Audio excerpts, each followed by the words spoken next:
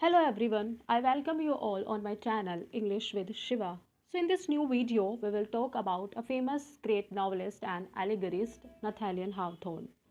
तो आज की अपनी इस न्यू वीडियो में हम बात करेंगे अमेरिका के greatest novelist and allegorist Nathaniel Hawthorne, who was born in a prominent Puritan family. His father, a sea captain, died on yellow fever in 1808. जो एक प्रोमिनेंट प्यूरिटन फैमिली में पैदा हुए थे और उनके फादर क्या थे, एक सी कैप्टन थे जिनकी मृत्यु हो गई थी येलो फीवर के कारण इन 1808 में। तो अब बात करते हैं नथानियल हावथॉर्न की अर्ली लाइफ के बारे में। नथानियल हावथॉर्न बोर्न जुलाई 4, 1804 सैलम मैसाचुसेट्स। नथानियल हावथॉर्न जो थे वो 4 जुलाई 1804 में सैलम मैसाचुसेट्स में पैदा हुए थे और उनकी मृत्यु कब हुई थी? मई 1864 में प्लेमथ में। उनकी मृत्यु हुई थी 19 मई 1864 में प्लेमथ में, न्यू हैम्पशायर, जो कहाँ पे है? न्यू हैम्पशायर में है। American novelist and short story writer who was a master of the allegorical and symbolic tale, जो कि किसके मास्टर थे? एलिगोरिकल एंड सिम्बॉलिक टेल के मास्टर थे।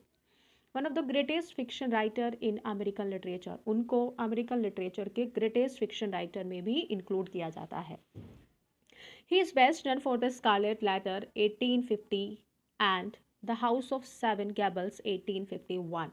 वो अपने best contribution Scarlet Letter and the House of the Seven Gables के लिए मुख्य रूप से प्रख्यात है और प्रसिद्धि हासिल किए हुए हैं। सोफिया एमिलिया पीबॉडी हावथॉर्न, जो कि उनकी वाइफ थी, was a wife of Nathaniel Hawthorne. She was also well known for her work as a painter, illustrator and writer.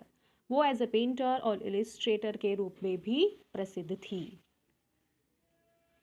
Hawthorne was suffering from pain in his stomach and insisted on a recuperative trip, and his friend Franklin Pierce, though his neighbor Bronson Alcott, was concerned that Hawthorne was too ill.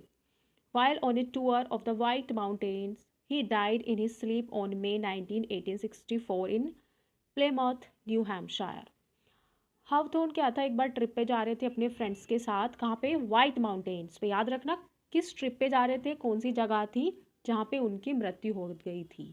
तो वो जगह थी कहाँ पे?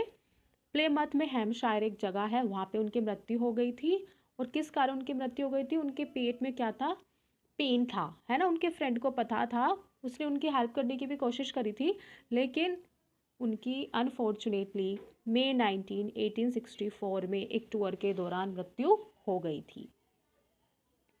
Strange, देखो एक दिलचस्प कहानी है इनकी मृत्यु को लेकर भी। ये मुझे इंपॉर्टेंट फैक्ट लगा कि मुझे अपने चैनल के जो व्यूअर्स हैं उनके साथ शेयर करना चाहिए। That one of the American worst presidents Franklin Pierce, मुझे उम्मीद है कि आपने इनका नाम सुना होगा, फ्रैंकलिन पेयर्स का, and one of the American greatest novelist Nathaniel Hawthorne were best friend. ये दोनों क्या थे? बेस्ट फ्रेंड थे। Stranger that Hawthorne died while sleeping just a few feet away Pierce who in fact discovered him dead. क्या क्या था कि जब उनकी मृत्यु हो गई तो उनसे कुछ दूरी पर ही थे उनके जो फ्रेंड थे फ्रैंकलिन पेयर्स। कॉन्सिडेंस है ये घटना है। तो उन्होंने क्या था, उनको पाया किस अवस्था में? मृत्यु की अवस्था में। देखो क्वेश्चन आता है यूजीसी नेट में, ऐसे घुमा फिरा के क्वेश्चन दिया जाता है कि उस टाइम सबसे फर्स्ट टाइम उनको किसने देखा था जब उनकी मृत्यु हो गई थी, तो ये याद रखना।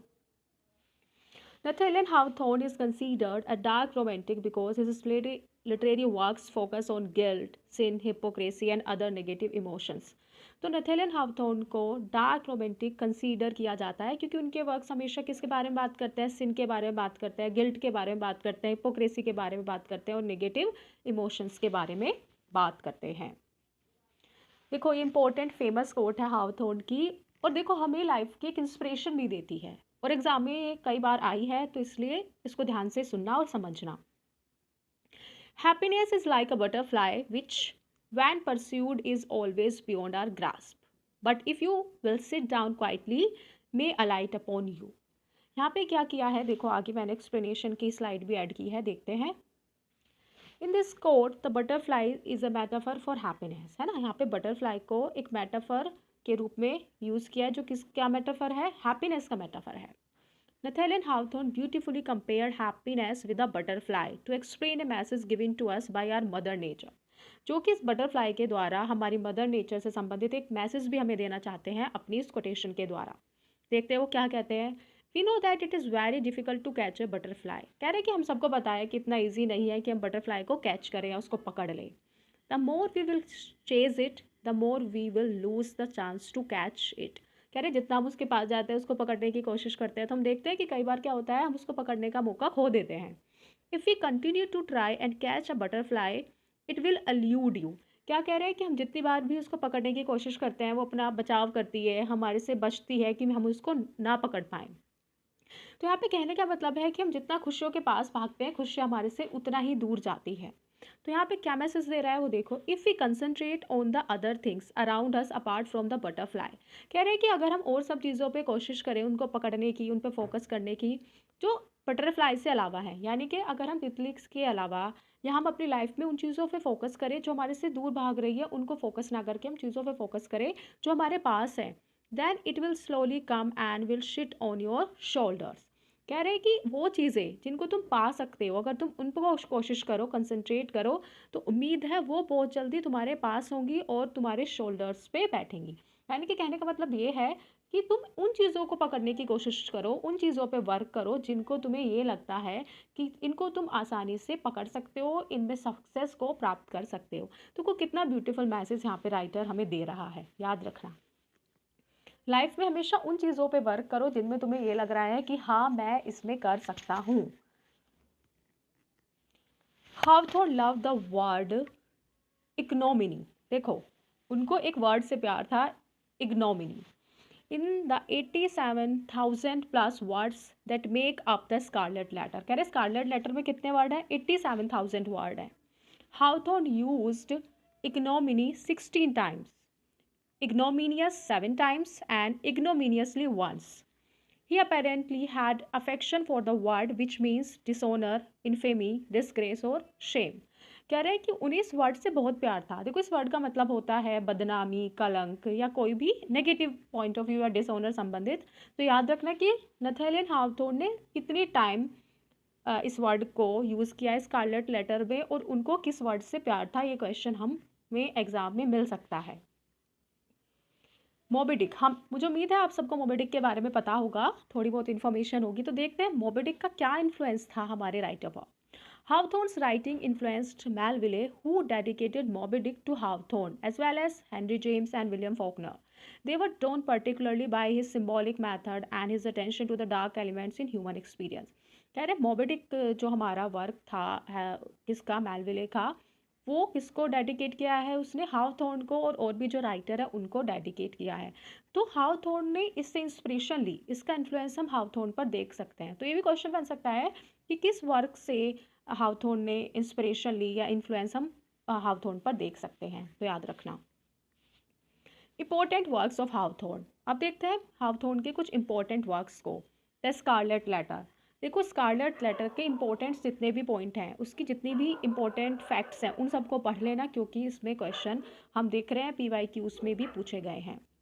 The House of the Seven Gables, ये भी उनका एक इम्पॉर्टेंट वर्क है। यंग गुडमैन ब्राउन भी एक उनका इम्पॉर्टेंट वर्क है।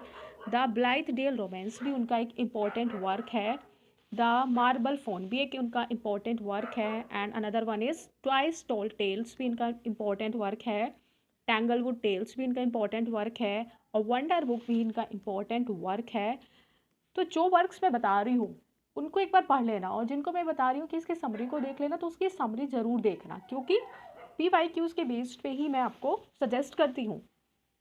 फ्रॉम द स्नो इमेज भी इनका इम्पॉर्टेंट वर्क है। My Kinsman Major Molineux भी इनका इम्पॉर्टेंट वर्क है। द बर्थ मार्क भी इनका एक इम्पॉर्टेंट वर्क है। Two stories from history and biography, ये भी इनके इम्पॉर्टेंट वर्क हैं। तो मुझे उम्मीद है जितना मैंने आप सभी को बताया है, जिन इम्पोर्टेंट फैक्ट्स को मैंने आप लोगों के साथ शेयर किया है, आप लोगों को समझ में आया होगा। और अगर किसी को कोई प्रॉब्लम है, कुछ चीज़ें समझ नहीं आ रही है, तो प्लीज़ वो कमेंट्स बॉक्स में नीचे लिख सकता है, मैसेज कर सकता है, ताकि मैं कोशिश करूँ और अच्छे से चीज़ों को एक्सप्लेन करूँ। So thank you for watching. Like, share, subscribe my channel. I hope you have enjoyed the video. Have a nice day.